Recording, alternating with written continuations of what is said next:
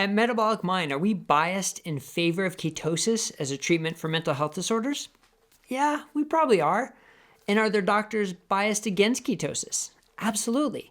So let's talk about how and why we're biased and how you can detect bias both for and against ketosis to help you decide if it's something to consider. Welcome to Metabolic Mind, a nonprofit initiative of Bazooki Group, transforming the study and treatment of mental disorders by exploring the connection between metabolism and brain health. Thank you for joining us on this journey.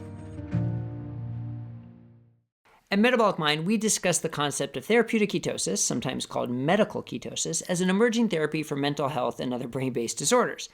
And we likely are biased in favor of ketosis, but in a way that we hopefully maintain a degree of educational curiosity and making sure we remain grounded in science and evidence. And I'll review pro-keto biases in a bit, but here's another question. Do traditional or mainstream doctors have anti-keto bias? And I would say in general, this is a strong yes. And it's really based on how doctors are taught. You see, in medical school, the only thing we're taught about ketosis is the dangerous condition of ketoacidosis. That's life-threatening and can happen in people with type 1 diabetes, chronic malnutrition, alcoholism, or severe complications of pregnancy. We're not taught about therapeutic ketosis as a medical intervention. Also, we're taught that dietary fat is bad. End of story.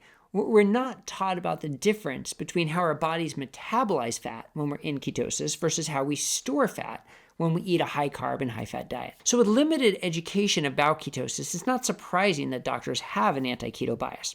So what are some ways you can detect an anti-keto bias? Well, first, I'd say if someone is speaking of keto as one diet, rather than understanding that ketosis is a physiologic state that we can achieve with almost any style of diet, including vegan and vegetarian and Mediterranean and omnivore, carnivore.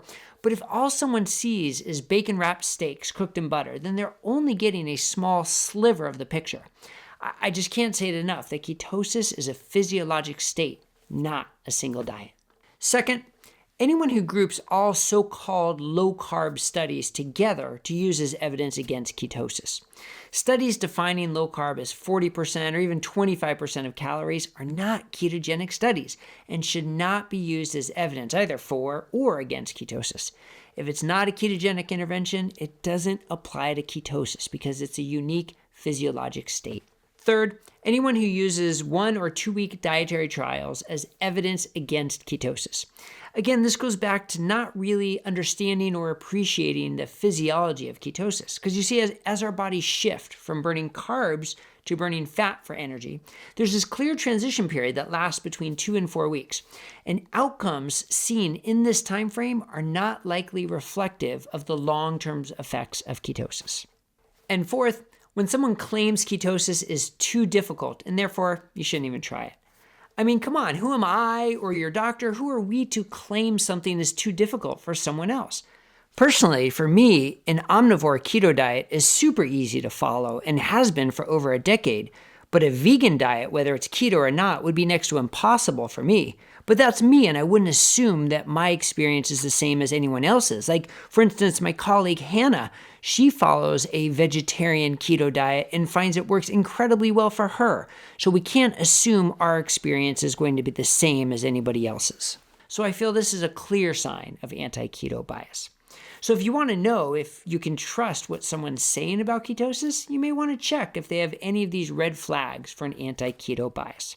But now, what about red flags for too strong of a pro-keto bias? I mean, those certainly exist as well. And one is if someone claims that being in ketosis is proven to be protective from traditional health risk factors. For instance, have studies proven that LDL cholesterol has no health impact if someone is in ketosis?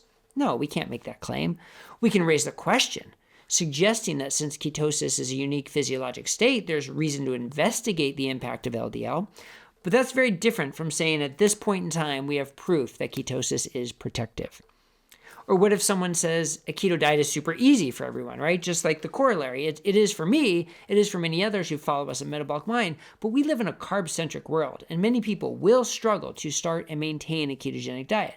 So a clear bias is if someone claims it's easy for everyone. Instead, we need to recognize that everyone has their own personal journey and their own personal challenges.